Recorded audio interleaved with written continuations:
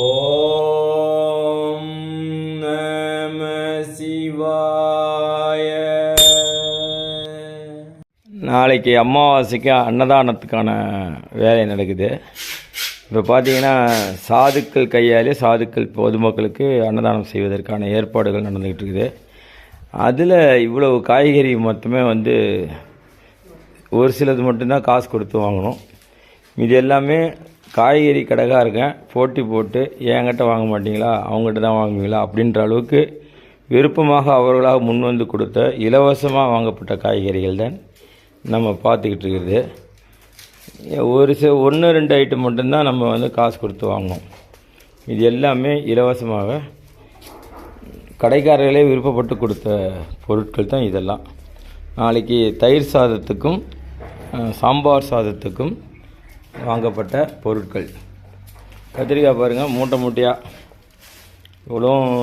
இப்போ இது நல்லது கத்திரிக்காய், இன்னும் இது பிரித்து எடுக்கணும். இந்த கத்திரிக்காய் இவ்வளவும் மோர் மிளகா, வத்த மிளகாய்க்காக போட்ட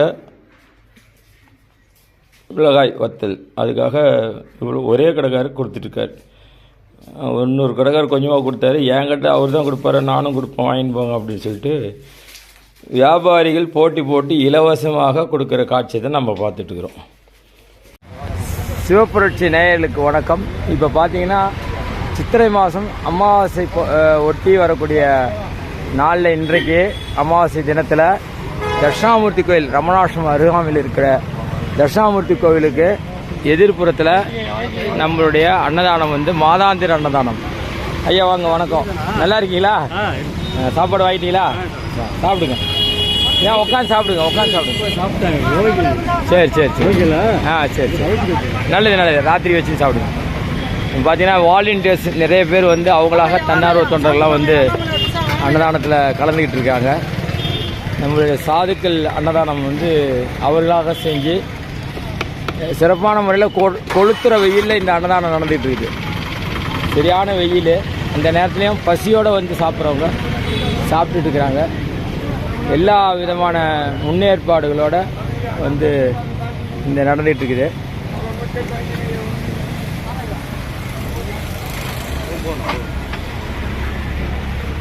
மக்கள் அரிசியாக சாப்பிட்டுட்டு இருக்கிறாங்க. சாப்பிட்டு கை கழுவுற இடம் அதுக்குன்னு தனியாக ஒரு இடம் வச்சுக்கிறோம். பிளேட் இந்த பக்கம் வச்சுருங்கய்யா. ஹேண்ட் வாஷ், குடிக்கிற தண்ணி அங்கே இருக்குது. அந்தாண்ட பக்கம் குடிக்கிற தண்ணி, அங்கே குடிக்கிற தண்ணி வச்சுருக்கோம் தனியாக. அது இல்லாமல் கை கழுவுற இடம் இப்படி தனியாக, அதை இருக்க தனித்தனியாக செப்பரேட்டாக